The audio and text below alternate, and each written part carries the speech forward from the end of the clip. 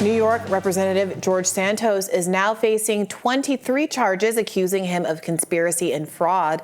The congressman is facing 10 additional crimes in an updated indictment released yesterday. Santos pleaded not guilty to 13 charges he was originally indicted on back in May, including wire fraud, money laundering, and theft of public funds. FBI Assistant Director in charge, James Smith, said Santos allegedly led multiple additional fraudulent criminal schemes, lying to the American public in the process. Now, according to the Department of Justice, Santos is charged with stealing people's identities and making charges on his own donors' credit cards without their authorization, lying to the FEC and, by extension, the public about the financial state of his campaign. Santos falsely inflated the campaign's reported receipts with non-existent loans and contributions that were either fabricated or stolen. Prosecutors say some of the stolen money ended up in Santos's own bank account. Here's Santos answering questions yesterday on whether he will resign. Will you resign? I have no clue of what you guys are talking about. No, I will not. Excuse me. You will not resign. Why? You said that you stole people's identities. I will. Did you give it identity? Are you still going to vote in the speaker's election?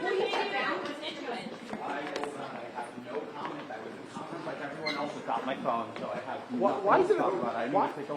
Did you commit wire fraud? Though it's a pretty basic question. Why should you be able to vote? Why should you be able to vote in the speaker's election? Such a key election when you've been charged with all these crimes. Oof. Yeah, and it's been reported that Tom Soave, I don't know if I'm saying that right, who was the representative who previously held, the Democrat, previously held the seat that Santos holds, is going to, and he ran for governor, is going to run for the seat again. Keep in mind that the Republicans have a super slim majority, just a couple seats in the House. Literally every seat counts, so it's not good for the party to have a scandal-plagued member who's potentially going to be convicted of financial crimes in a flip district is just very bad. Now, of course, just because he's being charged with this doesn't mean he's guilty or will be found guilty. Of course, the media has done a job of exhaustively compiling his various misstatements, lies over the years. He has admitted to misrepresenting himself, to misrepresenting his credentials, Misrepresenting his over and over his again. Right.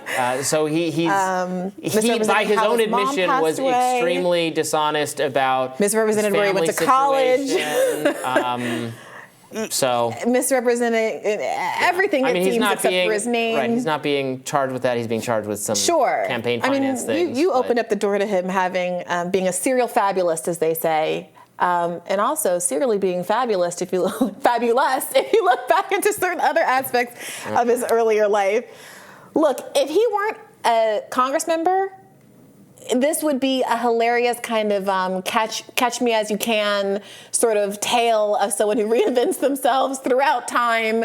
I love that movie. It's a great movie. He would be a lovable scamp if it didn't implicate the public interest and the public trust the way that this has. So, yeah, this feels like one of those Feinstein situations. Donors. How many members of Congress are taking lobbyist money and enriching themselves through their stock portfolios and all that? I don't want to both sides this, but he's certainly not the only one. I was just looking at some new reporting on the Sam Bankman-Fried fiasco. Remember that? And there was more information that came out about who he donated to.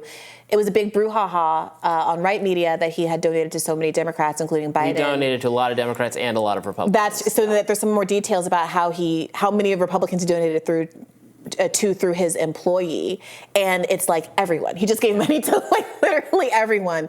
This is like the tip of an iceberg in terms of the broader corruption problem in Congress, to be sure. But now the Republicans are in this Feinstein situation where politically the party has to kind of rally around the guy because, as you've pointed out, the margins are so narrow and they can't lose the seat. Yeah. And Feinstein's situation wasn't exactly that. She'd be appointed by I mean, they could Democratic get him. replacement. They could try to get him But it not to had run to- again and but find it, but another it had to do Republican. with the committees that she was Sure. on and the judiciary appointments. So now here we are. Yeah, he's not. I mean, he's not going to resign from Congress.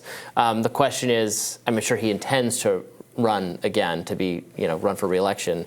Could Republicans somehow persuade him not to do that and get another candidate in that race? Probably not, because who gets to be in charge of George Santos? Just George Santos. Yeah, I mean, he stepped down seemingly voluntarily, but probably due to some internal pressure from his House committee assignments. Yeah.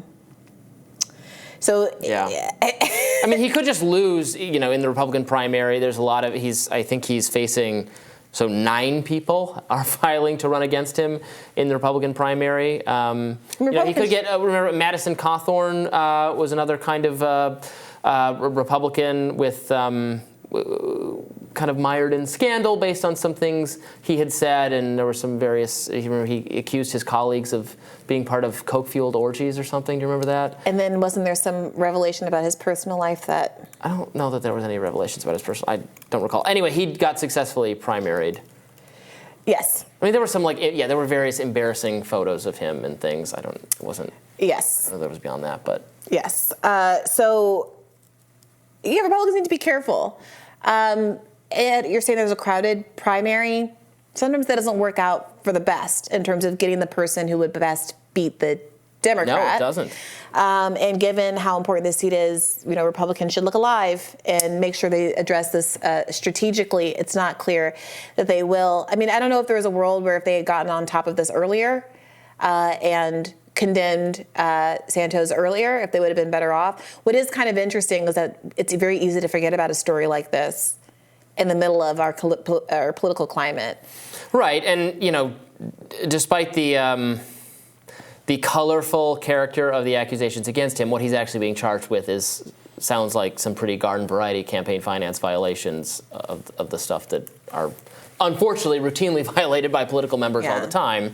So he's in You've got Menendez. Company. I mean, it's like even these stories, stuffing gold bars in your coat pockets. It's just nothing defrauding new. the American look. None of this can break through. Our politicians Trump robbing stuff us is can't nothing break new. through. Nothing breaks through. I will say that the thing that has gripped the country's attention does seem to have been this Matt Gaetz standoff. There is a good deal of coverage of that, which is again a testament to the power of forcing the vote. Oh, that's your thing, right? Your little thing. Not a day goes by where I don't see somebody yelling at you about force the vote. Because a lot of them are so embarrassed that they got so humiliated. Isn't that what we argued with? About how you argued with Cenk Yeager. He was hugely anti-force the vote, and now he says that he's for it. He just wasn't for that one instance of forcing the vote. But the forcing the vote over the speakership is where the power was, as evidenced by Republicans really showing progressives their tuckuses right now. So. There was a time in my life, it wasn't so long ago, where I had no idea what that phrase referred to. Now everybody knows. Now everybody knows, and the people who got it so wrong are going to have to figure out how to rehabilitate their images, but that's a whole other topic. Stick around. More Rising for you right after this.